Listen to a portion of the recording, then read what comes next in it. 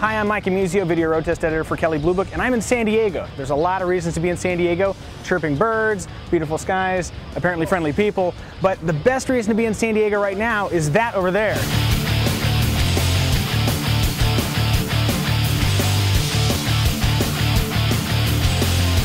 That's right, that's the new Camaro. Now it's camouflage, I don't know if that's necessary. We've been looking at the Camaro for a long time, but the big deal about this Camaro is it's the Camaro I'm gonna get to drive. Let's go check it out. This is kind of an attention getter, not just because it's the new Camaro, but also because it's got this crazy camouflage on it, which means this is like super secret skunkworks stuff, or at least it was a couple months ago. Now I'm driving it.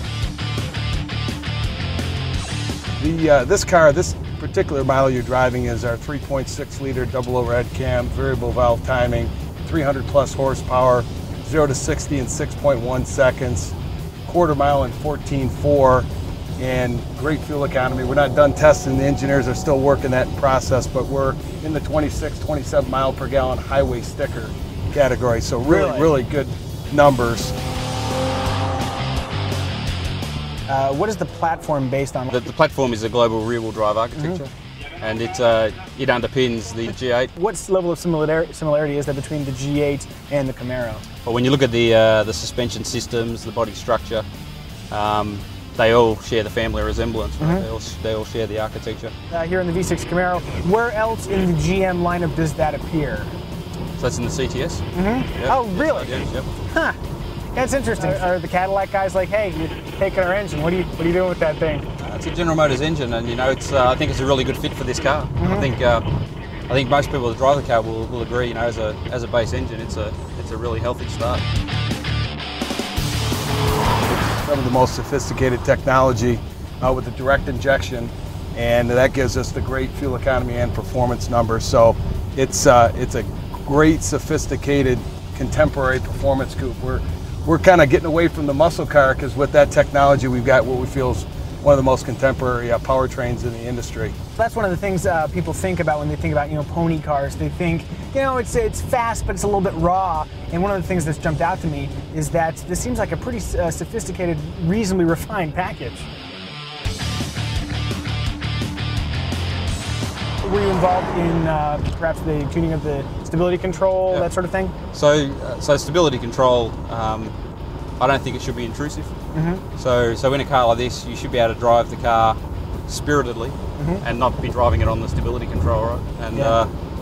And like you say, it is definitely a safety net that's there, and it works very well. But you should be able to drive the car spiritedly without feeling the intervention of that coming in, Okay.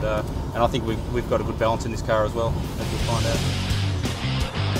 This is GM's 6L50 Hydromatic, our own base transmission here, 6-speed across the board. You've got the tap shifters on the steering wheel for dynamic control. You put it in the manual mode, and it will allow you to do the upshifts, and we'll take care of the downshifts for you. Great body structure, strut, multi-link, front suspension with an independent rear suspension, so great chassis dynamics. That gives us, as you're feeling here today with our 18-inch base tire on our FE2 package, minimal body roll, basically no head toss, and just excellent front to rear damping. And what about comfort? Because one of the things I've noticed is that while it feels pretty darn capable here on the windy roads, most people are going to spend their time driving just back and forth to work. And I've noticed that the suspension is pretty compliant. It doesn't feel wallowy. It's not overly soft, but it seems to absorb the bumps pretty well. Yeah, it's a credit really to two things: the independent rear suspension instead of a solid rear axle, and the tires. We went from a Pontiac G8 where we had 683 millimeters in tire OD to 729. When you go up to 729, it gives us the rim to ground, the amount of distance between the rim and the ground with quite a bit of tire on our 18.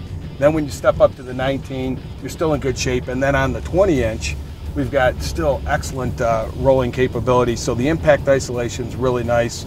And then through service parts operations, we even offer a 21-inch wheel, which is just unbelievable.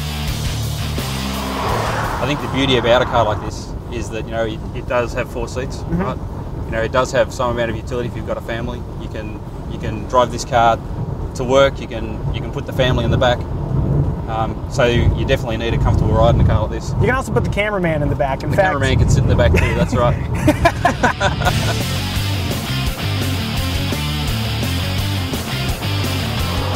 Can I say that, like in third gear, when you're on it, this sounds almost like a World War II era, like dive bomber or something like that. You know, it feels like I'm like in a Spitfire or something, and it just has a unique feel that it's kind of hard to describe. I mean, listen to that. I don't know. It just feels like I'm piloting an aircraft or something, at least in terms of the auditory sensations. So it sounds like it's stirring some emotion. Yeah, I was about to cry actually. Glad you pulled me out of that.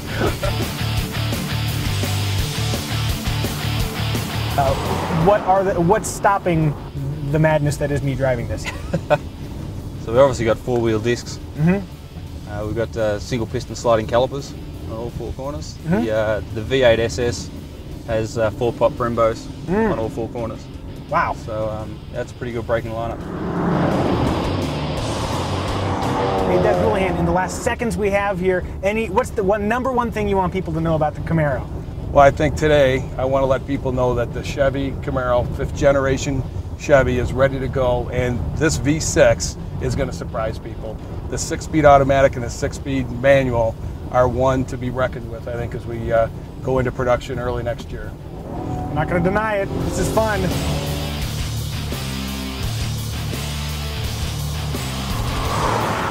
So that's what it's like to drive the new Camaro. Yeah, it's pre-production, but we got a pretty good taste. Rides pretty well, handles pretty well, got good power. Yeah, I think the Camaro might be a winner. All we have to do is get our hands on the real-life production version, and I guess we'll get to find out where Camaro sits in the new Pony Wars of 2009. Good times. So for more automotive information, keep it right here on KBB.com. Camaro! I didn't get pulled over. I did not get pulled over in the Camaro. Must be the stealth paint job. Huh? Yeah, I was going to say, he's like, I thought I saw something and then it was gone. No idea.